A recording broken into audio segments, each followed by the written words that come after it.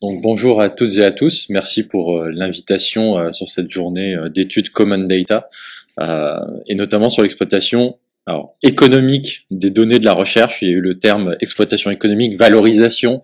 Voilà, on pourra échanger un peu sur les recoupements de périmètre entre les différents termes. Donc moi je vais vous parler d'API Agro, qui est une initiative qui se passe dans le monde agricole et qui traite justement des données en tant que telles, et plus particulièrement des échanges de données entre différents acteurs, qui soient des acteurs de la recherche plutôt fondamentale, de la recherche appliquée ou d'entreprises privées, avec une collaboration entre l'ensemble de ces sociétés. Donc très rapidement, le but d'API Agro, c'est de cultiver ensemble la valeur des données agricoles. Quand on dit culture, on n'est pas ici sur la culture agricole, mais sur l'acculturation et plutôt cet état d'esprit de dire que la donnée, c'est un actif particulier qui doit être géré d'une certaine façon, qui a ses propres règles ou en tout cas ses propres codes, et du coup ça nécessite une appropriation par les différents acteurs de ces codes-là pour la gestion, la valorisation, qu'elle soit interne, externe, économique ou non, par rapport à ça. Et donc, le but d'avoir ces données, c'est bien d'en tirer une valeur. Et cette valeur, il y a plusieurs valeurs, la valeur économique en est une, mais en tout cas, c'était vraiment de pouvoir, à travers cette plateforme, le mot a été utilisé en début de journée, une plateforme d'échange de données entre les différents acteurs agricoles, sachant qu'on n'a pas la volonté d'être restreint sur un territoire géographique particulier, on n'est pas uniquement sur une région, ni sur une seule filière. C'est vraiment d'avoir un outil qui soit générique et qui puisse servir tous les acteurs des filières et des territoires. Un petit peu d'historique par rapport à API Agro.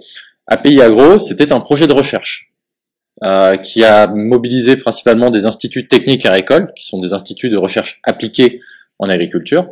Et du coup, ce projet de recherche était financé par un fonds qu'on appelle le fonds CASDAR, qui est un fonds du ministère de l'Agriculture, et qui a pour but, en 2014, il a été labellisé 2013, donc début 2014, de mettre en place une plateforme de données de référence pour l'évaluation des systèmes d'exploitation. C'est-à-dire qu'on a des systèmes d'exploitation en agriculture, où on a des champs, des élevages, et l'exploitation agricole a des enjeux économiques, environnementaux, sociétaux, et on doit pour ça caractériser ces exploitations agricoles, leur système de culture, leur système d'élevage, et pouvoir les évaluer, pour pouvoir après définir des trajectoires. Et pour pouvoir évaluer ces systèmes, on a besoin de données de référence.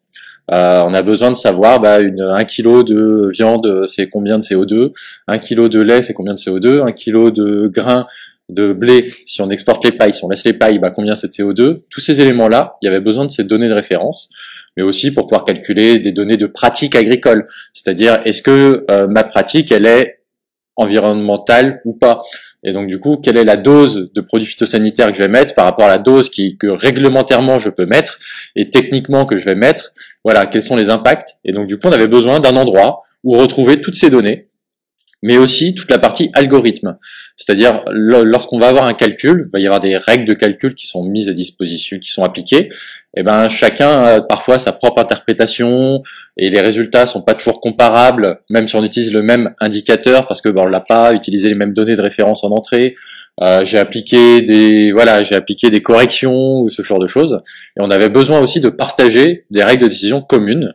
Et donc c'est vraiment l'objectif de cette plateforme, qui a été de mettre en œuvre un endroit collectif où chaque acteur peut mettre à disposition des données, des algorithmes, et les diffuser avec des règles de gestion, d'accès, de visibilité à des tiers pour permettre leur usage. C'était en 2014, et donc en février 2016, on a lancé officiellement cette plateforme qui s'appelle API Agro. Comme à chaque fois qu'on fait un colloque de restitution CASDAR, on s'attend à avoir entre 60 et 100 personnes, c'est à peu près le public cible, sachant qu'il y a des projets qui sont plutôt de la niche ou qui sont sur des thématiques très précises. Et là, sur le numérique agricole, on a eu, c'était un petit peu le début de la vague du numérique, ou en tout cas de sa popularisation, je sais pas comment dire. On a eu 200 inscrits sur ce colloque, 160 présents, on a rajouté des chaises comme on a pu dans l'amphithéâtre, parce qu'on n'avait pas forcément prévu un amphithéâtre pour accueillir autant de personnes. Et une des particularités, c'est qu'on avait vraiment des acteurs de tout horizon, c'est-à-dire qu'on avait des acteurs du monde de la recherche, bien évidemment, des instituts techniques, on avait des acteurs INRA, IRSTEA, on avait également des coopératives, des négoces, des entreprises de l'agrochimie, de l'agrofourniture, du monde des semences, des éditeurs logiciels. Et on va dire tout un petit peu cet écosystème agricole qui est quand même très complexe, morcelé. Voilà, il y a énormément d'acteurs dans le monde agricole. C'est une spécificité. On dit que pour un agriculteur, il y a 10 personnes qui travaillent avec lui, pour lui, grâce à lui, entre l'amont, l'aval, le machinisme et l'industrie agroalimentaire, etc. Donc c'est quand même un monde où il y a beaucoup d'acteurs. Et une des conclusions de cette journée, c'était c'est bien, vous avez mis en place une plateforme, bravo, elle tourne, il n'y a pas de souci. Maintenant, quelle est sa pérennité après le projet de recherche? Est-ce que c'est réservé uniquement à des acteurs de la recherche? Est-ce que c'est juste entre vous, vous avez fait une plateforme, vous êtes fait plaisir et voilà? Ou est-ce que c'est ouvert à des tiers? Parce qu'en tout cas, il y a un réel besoin de ce type de plateforme dans le monde agricole, en tout cas. Derrière, il y a eu le rapport Agriculture Innovation 2025 qui a été publié en mars 2016, où il y avait 2 fiches bien spécifiques sur l'agriculture numérique. Une qui avait trait à tout ce qui était la robotisation et l'arrivée des robots dans le monde agricole, et une autre fiche sur la mise en place d'un grand portail de données qui a donné lieu après au rapport AGGate réalisé par Jean-Marc Bournigal et plus particulièrement les équipes de l'IRSTEA, auquel on a quand même fortement contribué avec tous les apports du projet de recherche API Agro. Mais une des conclusions, c'était de dire très bien, comment on pérennise tout ça? Le choix a été fait de créer une société pour pérenniser cette structure. Alors c'est pas, on l'appelle pas start-up en tant que tel, parce que même si dans le fonctionnement on est agile, on est souple et on est réactif, voilà tout ce qui caractérise une start-up, on est quand même une structure qui a pour vocation de créer et de fédérer un écosystème. Et on a eu du coup une première levée de fonds, on va dire structuration, à travers les instituts techniques qui étaient des partenaires du projet de recherche, mais également les chambres d'agriculture à travers le réseau APCA, Assemblée permanente des chambres d'agriculture, qui du coup étaient en charge des territoires. Les instituts techniques sont les instituts qui sont organisés par filière économique. Donc on va avoir un institut pour le porc, un pour la volaille, un pour les grandes cultures, un pour la vigne et le vin, l'horticulture, donc vraiment des filières. Les chambres d'agriculture ont vraiment une entrée de territoire, et du coup, en ayant ces 2 actions, ces 2 thématiques, ces 2 approches à travers API Agro, il y a vraiment la volonté de pouvoir croiser à la fois les données des territoires et les données des filières pour pouvoir créer des services. On a également eu l'intégration du GVS. Le GVS étant un organisme parapublic, filiale de l'INRA avec d'autres acteurs, pour gérer l'inscription au catalogue national des variétés. Donc c'est eux qui font tous les essais pour savoir si la variété c'est bien une nouvelle variété, elle correspond bien à des critères, etc. On a eu également un certain nombre d'acteurs privés qui nous ont sollicité pour rejoindre la démarche au niveau d'API Agro. Et du coup ça s'est fait plutôt dans une seconde vague. Et aujourd'hui, on a une quinzaine d'acteurs privés qui ont rejoint API Agro, avec toujours la volonté et l'objectif d'avoir un écosystème d'acteurs qui se rassemblent autour d'un même outil, d'une même plateforme, pour pouvoir aller ensemble vers de la valorisation de ces données, de ces algorithmes, ces règles de calcul, on va parler d'outils de décision, ce type de choses, et à travers une technologie qu'on appelle les API. Application Programming Interface, je vais faire un petit point très rapide, avec l'idée soit d'améliorer les applications existantes ou d'en créer de nouvelles. Donc aujourd'hui, qui sommes-nous dans API Agro? Ça a été dit, il y a eu les instituts techniques, les chambres d'agriculture, le GVS, premier socle, mais aussi une quinzaine de structures privées qui ont rejoint API Agro, avec des éditeurs de logiciels agricoles. Aujourd'hui, dans API Agro, vous avez les 3 principaux éditeurs de logiciels agricoles, à savoir SMAG, Isagri et APCA avec mes parcelles. On va retrouver les instituts techniques, on va retrouver des fédérations animales, végétales. Donc là, on voit bien les différentes filières qui sont présentes sur du côté sanitaire, sur de la défense du territoire, qui sont des collectifs d'acteurs qui ont besoin d'échanger de la donnée, parce que pour avoir une vision global, national par rapport à ça, faut des remontées d'échanges, faut des remontées de données qui proviennent de plusieurs acteurs du terrain et donc qui ont besoin de ce type de structuration et d'organismes pour pouvoir remonter ces données et réaliser leur métier. Et donc du coup, notre ambition, c'est vraiment de répondre à ce besoin de structuration des échanges pour permettre l'innovation et améliorer la performance des filières agricoles, végétales et animales. Démultiplier les échanges de données du secteur agricole. Aujourd'hui, ce qu'on a, c'est dans un premier temps, j'ai des données et puis il y a 2-3 acteurs qui me connaissent bien, où on a bossé ensemble et ils savent qu'ils peuvent accéder à ces données à travers moi. L'idée, c'est vraiment de pouvoir, à travers cet outil-là, permettre à des fournisseurs de données, qui soient collecteurs ou alors qui créent ces données-là, ou alors qui soient créateurs d'algorithmes, d'outils d'aide à la décision, de mettre à disposition ces données à travers une exposition qui peut être fonctionnelle, c'est-à-dire c'est quoi les données, quelles sont les métadonnées qui vont permettre de caractériser les jeux de données, de caractériser les services, ces algorithmes, ces API, d'avoir une exposition qu'on va appeler, nous de notre côté, plutôt juridique, c'est-à-dire c'est quoi les licences, c'est quoi les CGU, voire c'est quoi les CGV, parce qu'on peut avoir également une exposition commerciale, c'est-à-dire qu'on est sur une plateforme où il y a des données qui peuvent être accessibles gratuitement et d'autres qui peuvent être accessibles sous contrat et de façon commerciale. Et ça, que ça soit pour des données ou des API. On fait bien une distinction entre les deux.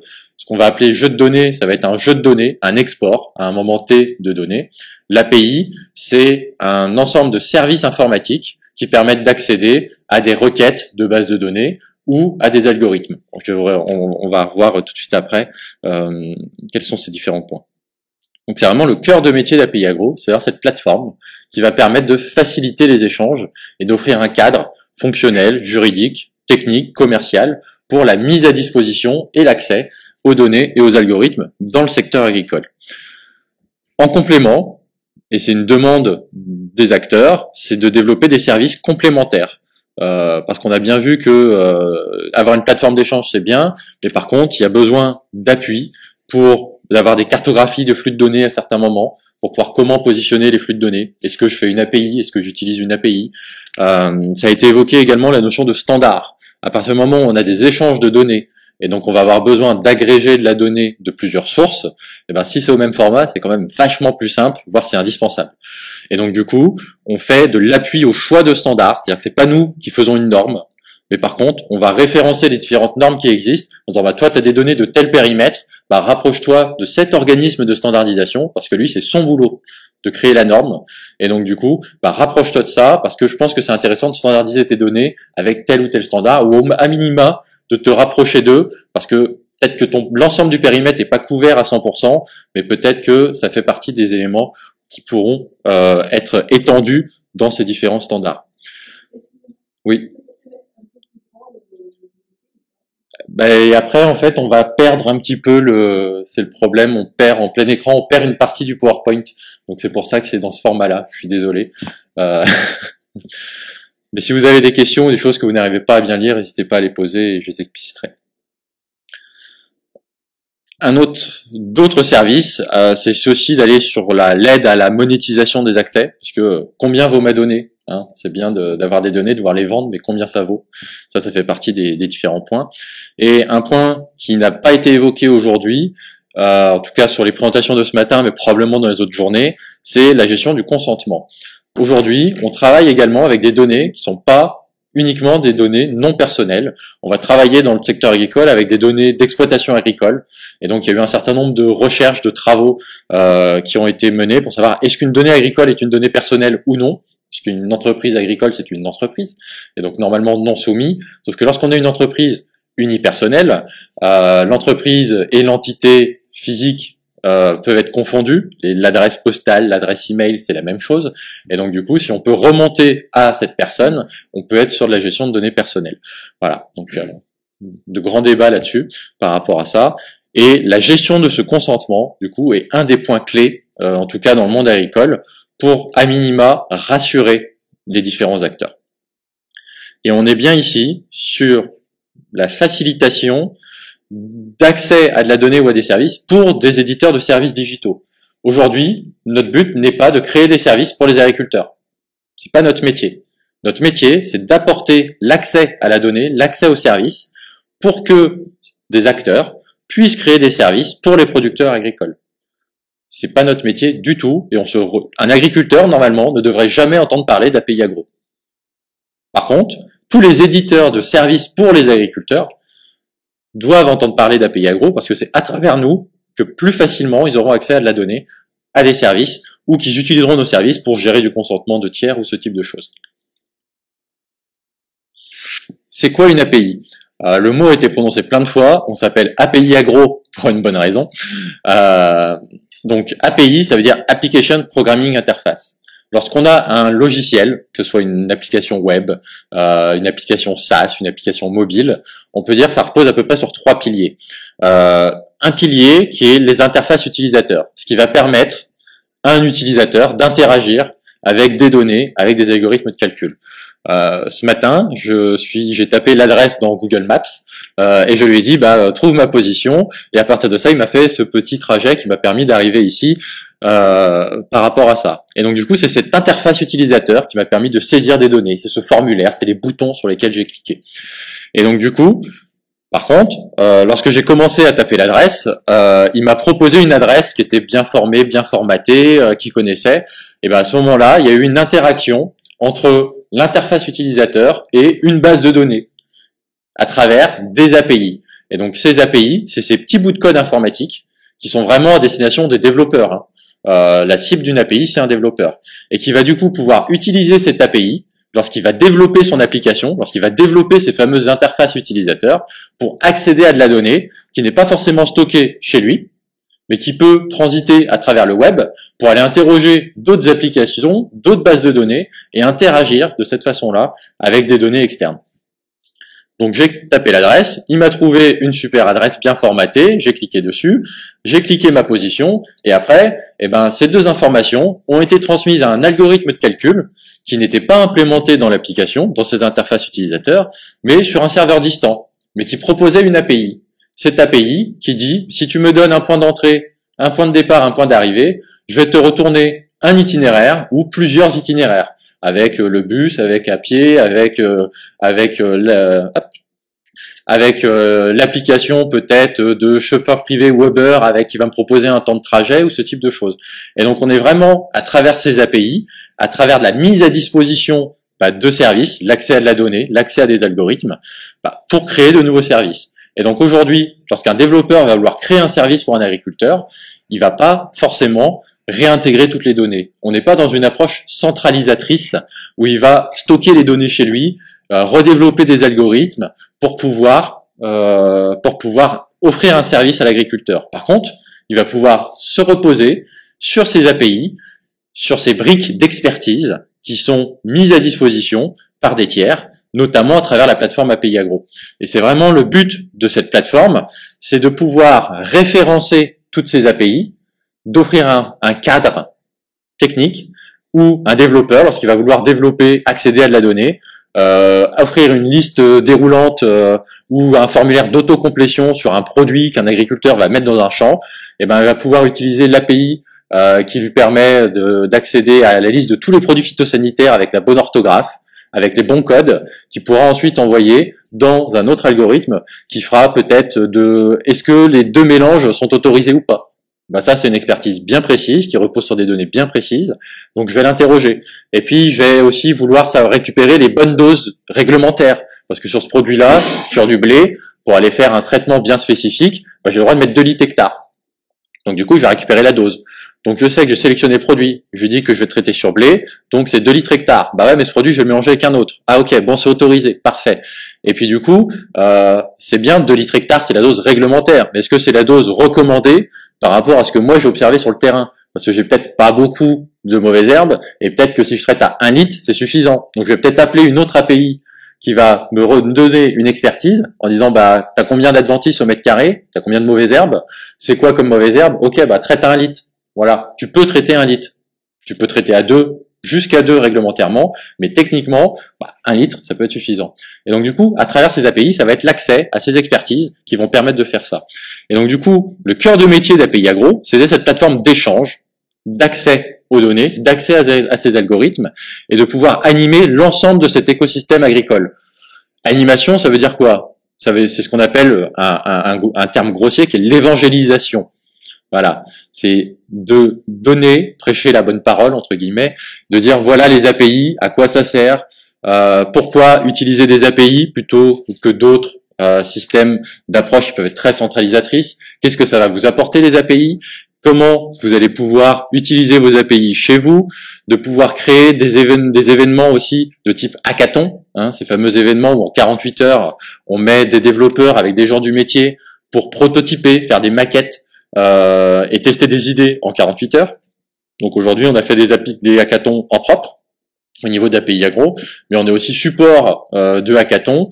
On en a fait un qui s'appelle le Hack ta ferme, où on a amené des développeurs dans la cour de la ferme, où il y avait 3 agriculteurs qui nous accueillaient, qui ont bien exprimé leurs besoins, et lorsqu'il y avait une question, ils disaient bah, tiens, mon hangar il est là-bas, mon semoir c'est comme ça que je travaille, et donc du coup j'ai besoin de ça parce que c'est comme ça que je travaille.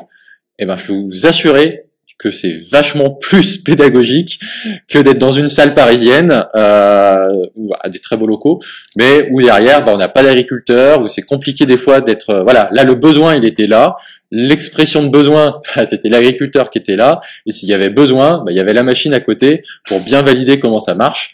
Et la machine ça fait du bruit, ça fait de la poussière.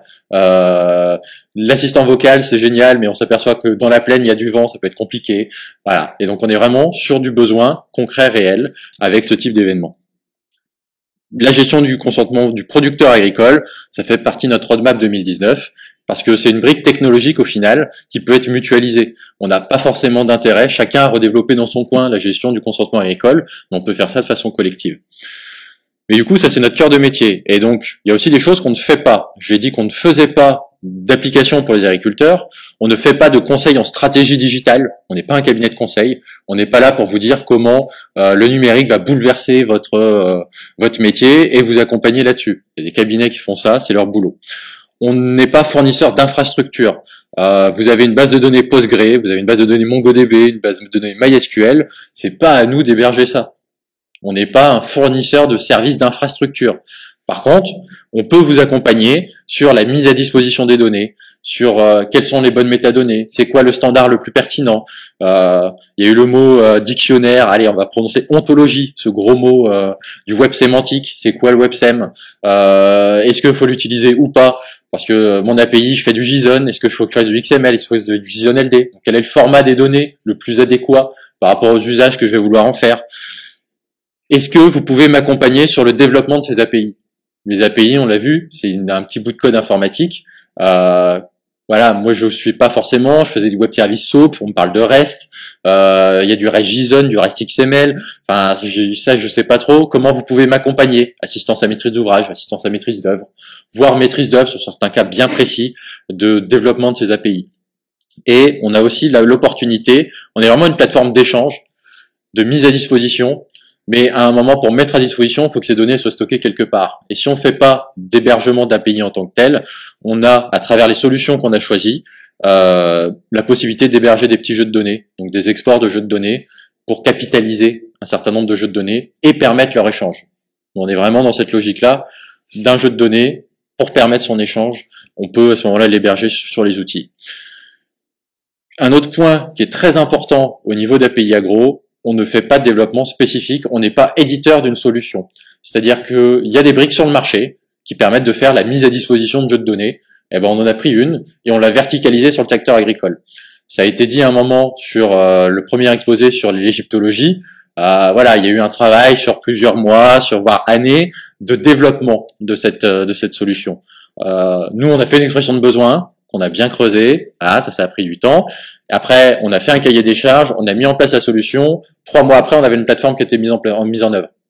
Parce qu'on a pris une brique sur mesure, qu'on a déployée, qui était une solution SaaS, qui est maintenant un grand classique par rapport à ça, pour la mise en œuvre de solutions. Et c'est cette solution qui est mise en œuvre et qu'on utilise. Donc en 3 mois, on a eu quelque chose. Bon, après, il y a des adaptations, il y a des développements, il y a plusieurs versions. Mais en tout cas, très rapidement, on a pu aller, en valorisant une brique qui était déjà existante sur le marché, à la mise en œuvre d'une plateforme. Oui, tout à fait.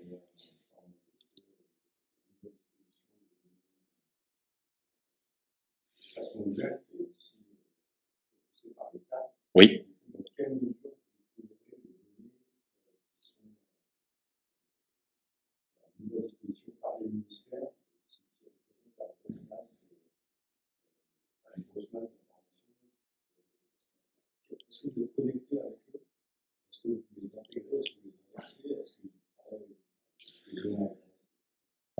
Alors, à la base, on est quand même un projet qui est financé par le ministère de l'Agriculture, en tout cas le projet de recherche. Après, ça a évolué.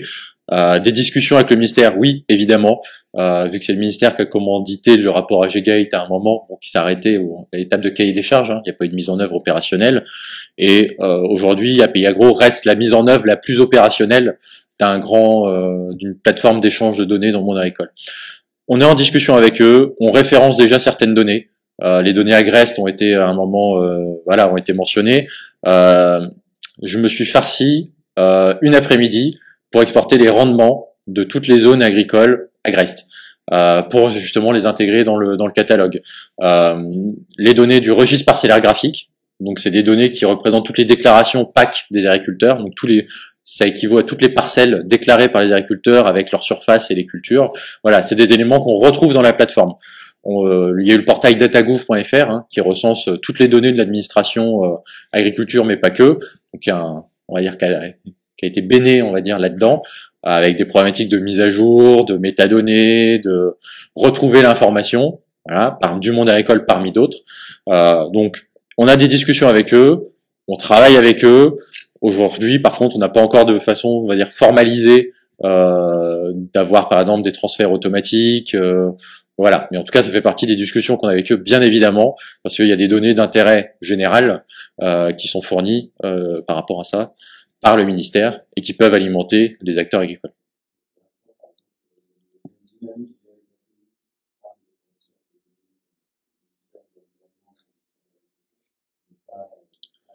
On a par exemple accès à Hubbo, une API qui permet d'aller interroger la qualité de l'eau en temps réel, des données quantitatives sur l'eau, les indices poissons de certaines rivières ou ce type de choses.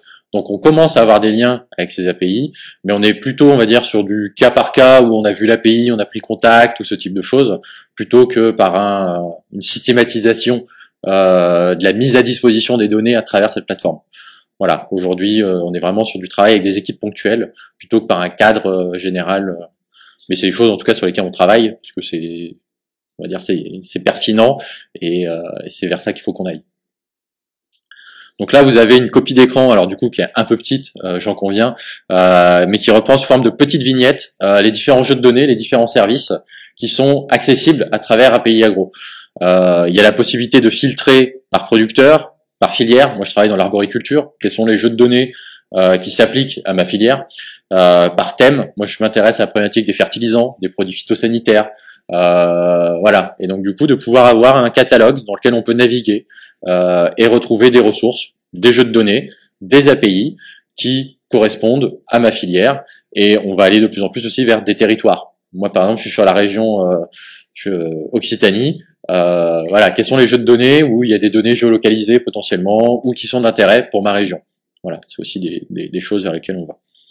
Avec toujours ce catalogue qui est multifilière, multi-territoire et qui a vocation en tout cas à donner un aperçu. Ensuite, lorsqu'on va cliquer sur chaque jeu de données, on va retomber sur la description du jeu de données, les moyens d'accès et toutes ces informations. Quelques informations sur la mise à disposition. API Agro, c'est une plateforme qui permet d'exposer. On n'a pas vocation à être un gros pot commun où j'ai mis des données, donc du coup j'ai accès aux données du copain et des autres fournisseurs. On est vraiment sur une logique où chaque fournisseur reste maître de la diffusion de ces données, algorithme, en toutes circonstances. C'est bien le fournisseur qui à tout moment va décider si les données sont visibles par tous et accessibles par tous, logique d'open data, sachant qu'open data n'est pas open bar, on peut très bien mettre restriction commerciale derrière, par exemple, pas de droit de modifier les données. Voilà, on peut aller assez loin sur ce type de choses. On a la licence, par exemple OpenStreetMap, où si tu utilises mes données et que tu les améliores, tu dois reverser au pot commun. Voilà, il y a plein de licences qui permettent de faire avancer l'open data et d'apporter des restrictions. De définir que les données sont visibles par tous, mais pas accessibles. Ça, c'est une des possibilités qu'on a, c'est-à-dire que je veux que ces données soient référencées dans ce catalogue. Je veux qu'il y ait de la visibilité. Je veux qu'on puisse me trouver. par rapport à ça. Je veux que les données qui caractérisent mes jeux de données ou mes API soient accessibles. Je veux que les gens sachent que, à travers moi, ils peuvent accéder à des données d'un observatoire, de pratiques que j'ai recensées, d'un jeu de données, de référentiels sur lequel j'ai travaillé, avec des données que j'ai combinées, et ce type de choses. Par contre, j'ai pas envie que ce soit accessible gratuitement, ou alors, je veux pouvoir contrôler l'accessibilité des données. Soit parce que je veux être rassuré sur ce qui va être fait des données. Voilà. Moi, je veux bien, il n'y a pas de souci, hein. Mais par contre, on signe une convention de mise à disposition. Comme quoi, je te mets à disposition les données dans tel cadre. Voilà, ce type de choses. Ou alors, de commercialisation qui ne passerait pas par la plateforme. Ça peut être ce cas-là, ou, qui passe ou pas par la plateforme. On a un petit module de monétisation. On en discute juste après, mais on peut très bien dire, les données sont accessibles, soit tu payes l'abonnement, ou alors, je t'envoie la facture, ça passe par ton service juridique administratif, et 3 mois plus tard, lorsque tu as eu toutes les validations, je te mets à disposition les données. Voilà. En tout cas, la plateforme le permet. Et on a un troisième niveau de mise à disposition, que les données sont visibles et accessibles uniquement à un nombre restreint d'acteurs. Pourquoi? Parce que certaines données, je sais que je ne pourrais pas, de toute façon, les diffuser à tout le monde. Et donc, j'ai aucun intérêt à ce qu'elles soient visibles par tout le monde, vu que de toute façon, je pourrais pas les diffuser à tout le monde. Et donc, du coup, je l'utilise la plateforme parce qu'il y a toute cette fonctionnalité de mise à disposition, d'échange, de référencement, de capitalisation parfois qui m'intéresse. Mais par contre, je veux uniquement, parce que c'est dans le cadre d'un partenaire commercial ou dans un projet de recherche, du coup, utiliser la plateforme et restreindre l'accès, la visibilité et l'accès à un groupe restreint d'acteurs ou à un groupe d'acteurs bien précis, parce que c'est uniquement accessible en recherche-éducation, et que les acteurs recherche pourront voir que c'est la visibilité et l'accessibilité de ces données-là. Donc avec ces 3 niveaux de mise à disposition, on couvre, en tout cas aujourd'hui, tous les cas d'usage qui nous ont été présentés. Sachant qu'on peut mixer une partie en disant j'ai un jeu de données, cette partie-là est visible, accessible à tous, et j'ai une partie des colonnes qui sont accessibles, monétisés, ou qui sont accessibles uniquement à des partenaires privés. C'est-à-dire qu'on peut mixer les différents niveaux sur un même jeu de données ou sur une même API. Oui.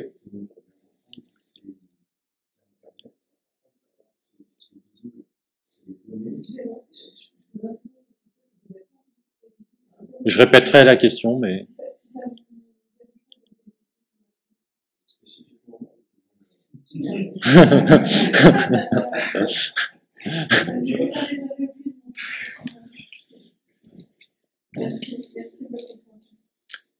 Donc sur les modalités de mise à disposition, on en rediscutera un petit peu après. Sur les possibilités de monétisation, on a vu qu'une des valorisations, c'est une valorisation économique. Aujourd'hui, la plateforme permet de couvrir un grand nombre de cas d'usage avec un module de monétisation qui est embarqué.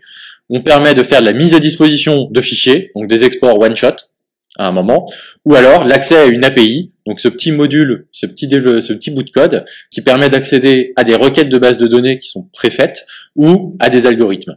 Sachant qu'on peut avoir un abonnement one-shot, à un moment j'ai besoin d'un export pour travailler sur quelque chose de précis à un moment T, ou alors je prends un abonnement qui me permet d'avoir un accès temps réel ou à une mise à disposition hebdomadaire, mensuelle, et du coup c'est un abonnement qui a une date de début et une durée, et pendant la durée, j'ai accès aux données ou aux services. Avec la possibilité de faire des flux synchrones, j'interroge, j'ai l'information tout de suite, ou asynchrone, pour des gros volumes de fichiers ou qui nécessitent un traitement, parce que c'est pas toujours possible. On a vu l'API, faut aller interroger, parfois il y a des gros volumes, et on a la possibilité de, voilà, je veux ça, ok, d'accord, tiens, je te donne un petit jeton, et lorsque ça sera terminé, je te préviendrai que la requête est terminée et que tu peux récupérer le fichier. Avec la possibilité de mettre en place des frais d'extraction, de mise en œuvre de l'abonnement. Souvent, c'est les données sont gratuites, mais il y a des frais techniques de mise à disposition. Donc, je te facture les frais de mise à disposition. Voilà. Donc, ça peut être l'abonnement, c'est tant, et il y a des frais administratifs de mise en œuvre de l'abonnement qui sont de X euros. Voilà. Donc, on peut mixer un petit peu tous ces modules-là. Et du coup, le fournisseur peut définir des plans directement à travers la plateforme. Et la plateforme gérera automatiquement le transfert d'argent du compte A vers le compte B, la mise en œuvre des abonnements, l'arrêt des abonnements, l'accès aux données, ce type de choses pour les différents fournisseurs. Sachant qu'on peut également faire des plans ou de la sécurité sur différentes métriques, donc différents paramètres, que ce soit le volume total d'appels. Tu peux m'appeler 1000 fois par jour, 1000 fois par mois, Voilà. Ça peut être le nombre d'appels. C'est pareil ça. Le volume d'appels, donc du coup, c'est 10 gigas de données, c'est 50 gigas de flux qui transitent. Le nombre d'appels, c'est 100 fois, 1000 fois, etc. Ou alors sur des paramètres personnalisés, tu m'as demandé un gros calcul, j'ai utilisé tant de temps processeur et c'est 10 centimes le temps de processeur ou ce type de choses. Ou alors, tu m'as demandé des résultats, on a aujourd'hui un algorithme qui fait du taux de consanguinité. Donc tu m'envoies des vaches, tu m'envoies des taureaux, et je vais te donner des taux de consanguinité de croisement entre ta vache et mes X taureaux. Et donc je te retourne le nombre de résultats. Et tu as payé voilà, tu as payé 10 000 résultats, 100 000 résultats, et je viens décompter de ton compte, un peu comme un crédit, hein, cette fameuse carte téléphonique qu'on avait et où on décomptait. Voilà, on peut retrouver la même chose, sachant qu'on peut avoir des résultats qui consomment un crédit, des résultats qui consomment 10 crédits par résultat. Voilà, on peut vraiment mixer tous les types de valorisation économique à travers cette plateforme. Et aujourd'hui, on pense couvrir aujourd'hui, on n'a pas de cas d'usage qui n'a pas été couvert par ce module, qui reste assez souple et qui est en fait une mutualisation de pouvoir monétiser dans le monde agricole l'accès à de la donnée ou des services. Donc quelques illustrations du coup qui ont été faites à quoi a servi cette plateforme quand même. On a un acteur qui est l'Institut de l'élevage qui collecte, structure et diffuse un certain nombre de référentiels d'intérêt pour l'ensemble de la filière animale. On est sur la filière ruminant. L'Institut de l'élevage, c'est bovin, caprin, ovin majoritairement. Et donc du coup, à travers API Agro, ils centralisent les taureaux qui sont disponibles pour la vente publique. Voilà, c'est une liste de taureaux avec des caractéristiques qui sont accessibles et qui est mise à jour toutes les semaines. Et ils ont besoin d'un endroit pour diffuser cette info. Et à travers la plateforme, ils peuvent diffuser ces taureaux. Et du coup, les inséminateurs, ils peuvent interroger en temps réel, à travers des API, les taureaux qui sont disponibles au moment où ils font leur préconisation. On a parlé de normalisation. C'est bien de parler le même langage. Et du coup, on a des référentiels tout bêtes, un code race. Voilà. Telle race, elle a tel libellé long, tel libellé court, et son petit code, c'est GR22.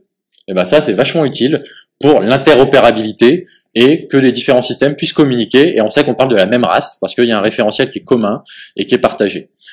Quelles sont les entreprises qui permettent de faire de la mise en place? Donc là, on est sur de l'insémination, hein. C'est-à-dire j'appelle et il vient avec la paillette pour inséminer ma vache. Quelles sont les entreprises de sélection, celles qui vont vraiment faire de la sélection? Voilà.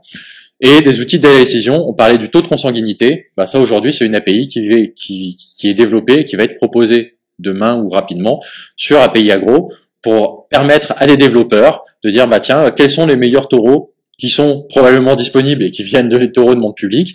C'est quoi les taureaux de monde public de ma race? Hop, je les envoie, je récupère des calculs de consanguinité. Et donc l'API, c'est vraiment un moyen même d'automatiser. On peut avoir des chaînes de traitement où j'ai une API qui récupère un résultat, qui fait appel à une API, etc., etc. Sans intervention, une fois que les contrats sont bien passés, d'un utilisateur, on est vraiment sur des discussions machine-machine à travers les API. Une autre information, la donnée c'est bien, la valorisation, data vis, visualisation des données, et vu qu'avec l'API j'ai des accès temps réel aux informations, assez facilement je vais pouvoir réaliser des tableaux de bord qui croisent des données, donc là qui proviennent de l'agence bio, donc qui est en charge du développement de l'agriculture biologique et de sa communication, sur le nombre de cheptels, donc le nombre d'élevages, dans quelle race, dans quelle espèce. C'est bien d'avoir l'agriculture biologique, mais sur bovin viande, bovin lait, poule pondeuse, poule de chair, voilà, on a des informations, et dès que c'est mis à jour, avec les API, j'ai les dernières informations. Et également, les systèmes de culture DEFI, donc DEFI est un réseau national pour contribuer à la baisse des produits phytosanitaires, et du coup, ils ont des systèmes de culture qui sont engagés dans l'agriculture biologique. Et donc l'idée, c'est assez facilement de pouvoir réaliser des tableaux de bord. Donc là, l'idée, c'est de faire un tableau de bord de l'agriculture biologique, avec des chiffres clés de l'animal, du végétal, des acteurs de la recherche. Et du coup, vu que c'est des API, j'ai des données temps réel, et je peux interroger les différentes sources de données et avoir ces tableaux de bord assez facilement. Un autre cas d'usage où Open Data veut pas dire que c'est facile à réutiliser. Météo France a mis en Open Data des données de sortie de modèles météo pour les prévisions.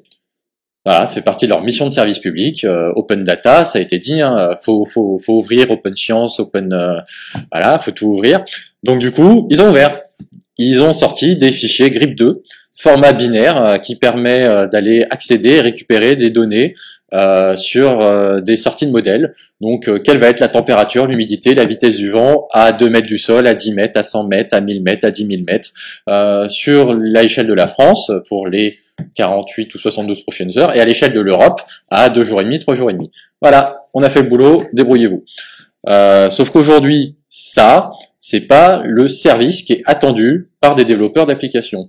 Eux, ce qu'ils veulent, c'est, mon agriculteur, il a une parcelle qui est à telle coordonnée, et quelles sont les prévisions météo sur cette parcelle-là. Et du coup, comment ils doivent faire? Ils doivent récupérer les fichiers qui sont mis à jour toutes les 6 heures. Voilà. Il n'y a pas d'API pour récupérer ces fichiers. Hein. C'est du scrapping. Voilà, pour récupérer les fichiers, on a un site internet. On a fait une belle IHM, et donc débrouillez-vous pour récupérer. Donc, qui dit IHM dit pas d'automatisation.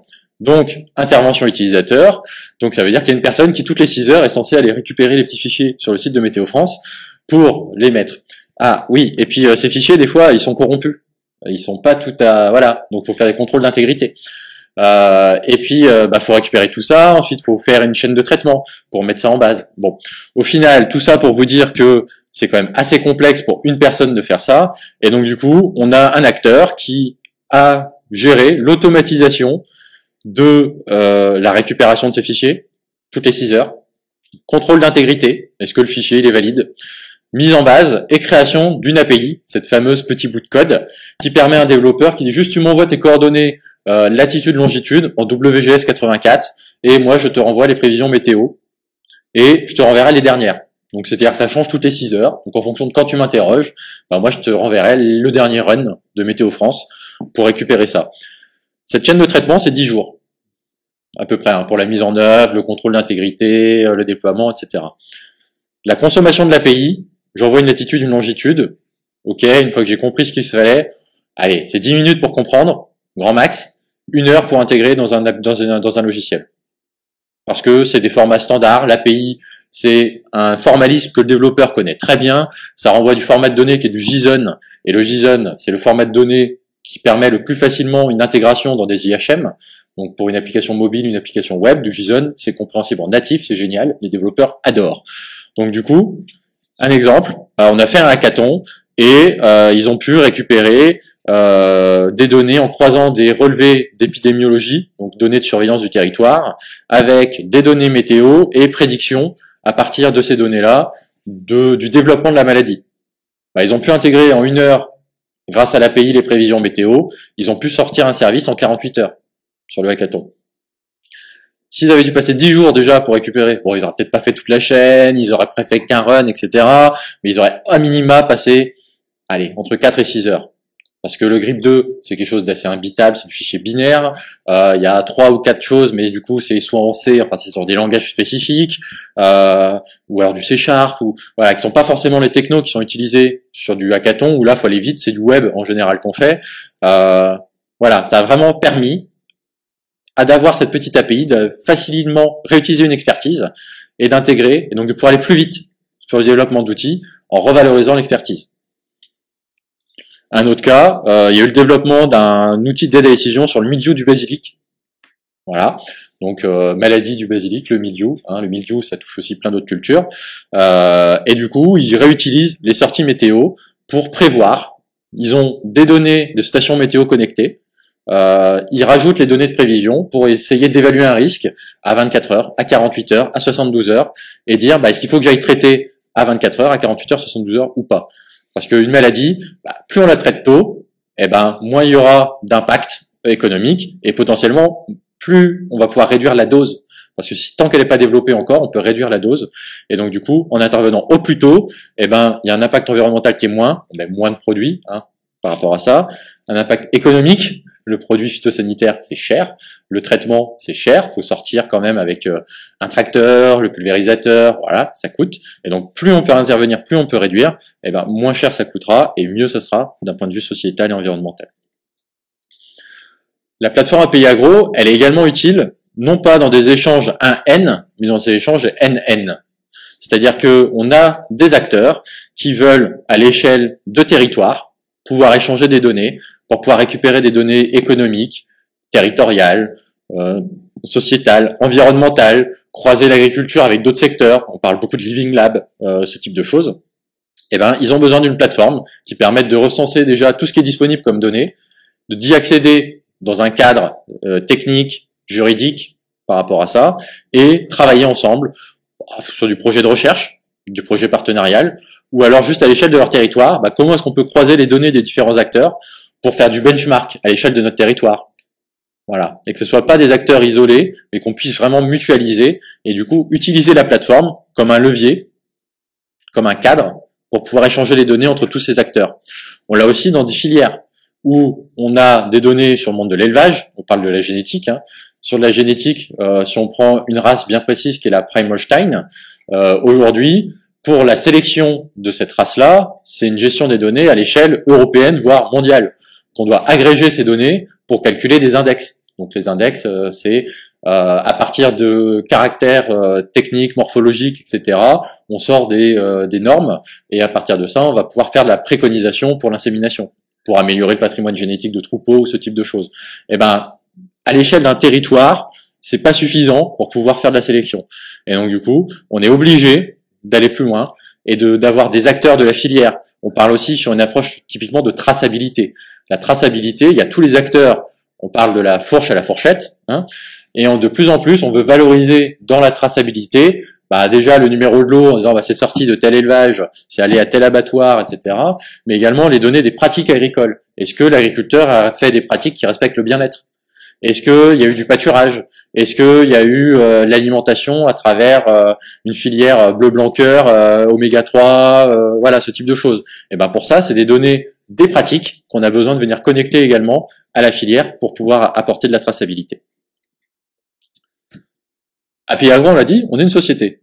Et donc à un moment, on a un modèle économique par rapport à ça, et un modèle économique qui est basé sur un abonnement. Alors on n'est pas sur un abonnement où on paye 2 € une fois et on a les données à vie. On est sur un abonnement où, à partir du moment où on apporte un service, parce que là on est sur un service, on n'est pas sur une donnée qu'on monétise, on a un abonnement forfaitaire. Donc c'est-à-dire que chaque acteur va payer en fonction de son métier, en fonction de la zone géographique qu'il souhaite. Est-ce qu'il souhaite des données sur son territoire, sur la France, sur l'Europe, sur le monde? Est-ce qu'il va avoir également un certain nombre d'autres voilà, est-ce qu'il a beaucoup de données, pas beaucoup? Quels sont les services qu'il utilise? Eh ben, il va pouvoir, en payant l'abonnement, accéder à la plateforme et aux différents services. Et on est parti du principe qu'un acteur, on ne distinguait pas le rôle de fournisseur de données de celui d'utilisateur ou de réutilisateur. Pourquoi? Parce qu'on est dans une logique d'échange de données et où chaque acteur va fournir des données mais en utiliser. Et donc du coup on ne distingue pas de rôle en disant ah ouais mais moi je suis que fournisseur, ah ouais mais non. Parce que toi t'es que fournisseur aujourd'hui, mais que peut-être que dans 3 mois, dans 6 mois, dans 1 an, tu seras également utilisateur ou réutilisateur déjà de tes propres données, parce que vu que la plateforme apporte un cadre, déjà il y a une utilisation interne pour les différentes équipes, mais également par rapport à des tiers. On a la mise à disposition des fonctionnalités pour exposer les données et les algorithmes. Un point qui est intéressant, c'est que API Agro n'est pas un broker de données. On ne va pas acheter des données pour les revendre. On n'est pas un courtier de la donnée. On est juste un outil qui offre un cadre pour faciliter les échanges. Et aujourd'hui, on ne prend pas typiquement de commission sur des flux financiers. C'est-à-dire que la donnée soit vendue 10 €, 100 €, 1000 €, API Agro ne va pas toucher de commission, on ne prend pas 5% de tous les flux financiers par rapport à ça. On est vraiment là pour offrir un cadre, et si ça permet aux acteurs de développer leurs échanges, notamment commerciaux, tant mieux. On n'a pas de commission sur les flux financiers. Et aujourd'hui, on n'a pas de facturation à l'usage ou au flux technique. On a des fair use par rapport à des abonnements, mais on n'a pas la volonté d'avoir un modèle où plus on va utiliser la plateforme, plus on va payer. Voilà, on a un forfait avec un cadre. Alors, il y a des fair use pour éviter d'avoir certaines dérives, mais on n'est pas aujourd'hui sur le mégaoctet qui transite, il est de temps. Voilà, il y a un fair use qui permet, on pense, un certain usage sans qu'on rentre. Alors après, pour des usages très spécifiques, on revoit les contrats, mais on n'a pas la volonté vraiment de dire dès que tu utilises, tu payes, quoi, parce que ça limiterait certains usages de cette plateforme, et c'est pour ça aussi qu'on prend pas de commission sur des flux financiers. Un cas d'usage, témoignage, on commence à avoir des premiers témoignages. donc de l'ACTA, cette association de coordination technique agricole, qui aujourd'hui utilise la plateforme pour diffuser ces jeux de données et accélérer leur valorisation. Le mot accélérer est intéressant, parce qu'il y avait déjà des valorisations par rapport à ça, mais à travers la plateforme, en tout cas, ils ont eu énormément de contacts en disant ah bah tiens, j'ai vu que vous aviez ça, moi j'ai tel intérêt, je m'intéresse. On n'est pas sur les produits, on est sur les produits phytopharmaceutiques. Donc du coup, c'est quoi les produits? Quelles sont les substances qui sont contenues? Quelles sont les caractéristiques des substances? Parce que moi, je m'intéresse, par exemple, au transfert dans les sols. Bah, moi, je vais m'intéresser à la durée de vie des produits. Moi, je vais m'intéresser juste à leur phase de toxicité parce que je fais une étude environnementale ou ce type de choses. Et donc, du coup, ils ont eu énormément de sollicitations à travers cette plateforme qui leur a servi de vitrine. Et après, eux, ils gèrent juste les droits dans la plateforme. Et c'est très simple pour eux de pouvoir diffuser sur des données de référence, sur les produits phytosanitaires, mais aussi sur du machinisme, et demain, d'autres référentiels par rapport à ça. Donc ça, c'est un des témoignages qu'on a par rapport à ça. Voilà. Merci beaucoup pour votre attention.